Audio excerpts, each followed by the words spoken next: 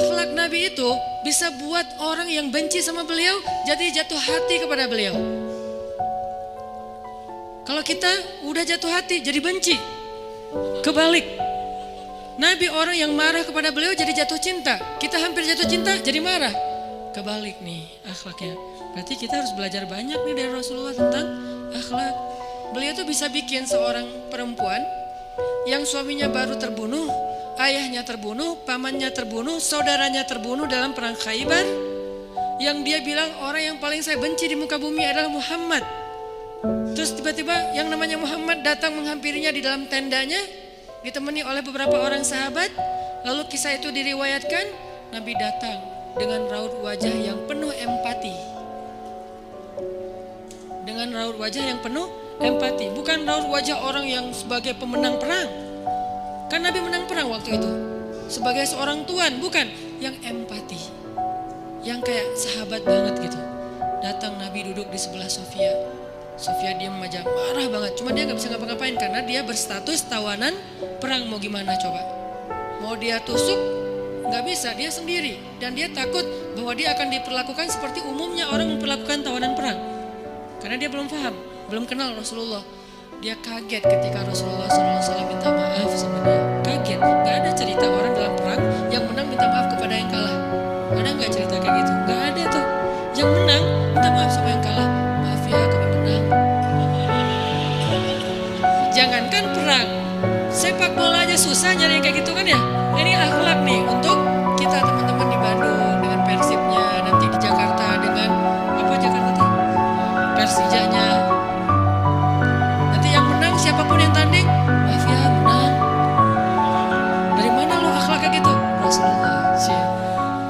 Karena yang itu lebih serius loh daripada bola. Bola kan cuma permainan, entertain, olahraga kan. Gak seserius perang. Perang itu serius. Kalah itu meninggal artinya terbunuh. Kalau kita kalah paling ya kurangin apa, nggak dapat skor gitu, nggak dapat poin. Kalau itu kalah terbunuh. Nabi datang minta maaf dengan ekspresi empati yang tinggi, yang dalam. Nabi itu kayak ngerasain banget perasaan Sofia. Minta maaf, menjelaskan. Sofia, maaf ya, aku ikut turut berduka atas wafatnya ayahmu, suamimu. Sofia marah banget. Terus Nabi menjelaskan apa yang terjadi. Aku tuh udah ngasih kesempatan agar kita gak usah berperang, tapi mereka terus menyerang. Maaf ya, ngejelasin lagi. Maaf ya, ngejelasin lagi. Berjam-jam. Seolah-olah Nabi yang minta pengampunan kepada Sofia. Seolah-olah Nabi itu tawanan perang. Minta maaf, menjelaskan karena kejadiannya. Minta maaf, menjelaskan. Terus kayak gitu dengan ekspresi serius. Dan kelihatan banget lah ucapan dan ekspresi orang yang jujur kan kelihatan ya. Jujur bahwa beliau tuh empati banget, bahwa beliau juga berduka. Terus sampai Sofia dari yang tadinya lihat ke bawah nunduk marah, lama-lama ngeliat ke arah Rasul. Ngeliat ekspresi Rasul serius banget, malah dia jadi kasihan. Sampai akhirnya dia jatuh cinta kepada Rasulullah SAW. Kata Sofia, ketika Rasulullah SAW datang kepada saya, waktu itu dia adalah orang yang paling saya benci di muka bumi. Tapi dia terus meminta maaf dan menjelaskan, meminta maaf dan menjelaskan, sampai akhirnya dia menjadi orang yang paling saya cintai di muka bumi. Akhlak Rasul. Rasulullah gak mengatakan Allah berfirman wahai Sofia. Enggak, belum kesana. Akhlak dulu, baru nanti ajarin. Tarbiyah namanya kan ya. Sesungguhnya di dalam Al-Quran ada ayat tentang orang-orang yang kafir yang telah mati terbunuh.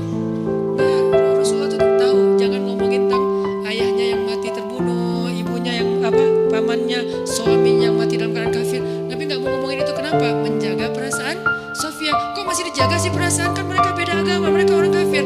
Inilah akhlak Rasul. Sehingga Nabi membahas yang membuat Sofia merasa kayak dihargai sebagai seorang janda, sebagai seorang perempuan, sebagai seorang yatim, sebagai seorang tawanan. Sehingga dia takjub dengan akhlak Nabi.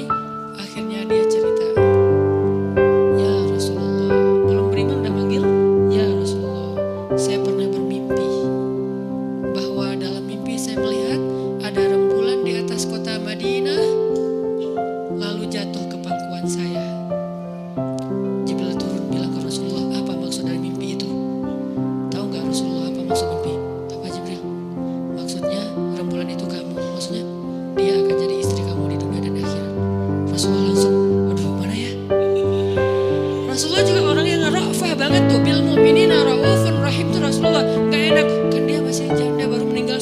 saya lamar gimana ya? Kata Jibril, ya Rasulullah, Allah suruh engkau melamar dia untukmu menjadi istrimu di dunia dan di akhirat. Rasulullah dengan gak enak hati mengatakan, Sofia, aku ingin melamar kamu. Sofia, gimana ya? Itu mah cewek ya. Saya mencoba untuk menghayati kisah ini dari angle cewek elegan ya. Bukan cewek biasa, oh boleh gak apa-apa sih, gue sih enggak kan. Cewek elegan. Cewek elegan, cewek terhormat, cewek yang soleha walaupun belum beriman. Pasti dia gak akan bilang, Alhamdulillah, Masya Allah, A-nya panjang gitu kan ya. Terus pakai emoticon berderai-derai, enggak. Dia terhormat. Dia akhirnya, saya terserah gimana baiknya aja. Menikahlah Nabi dengan Sofia. Modalnya apa? Akhlak. Bukan mahar yang besar, bukan akun sosial media followersnya paling banyak, bukan eksistensi, bukan gaya-gayaan, bukan datang bawa mobil mewah, datang bawa akhlak. Ini kayaknya modal kita belajar juga.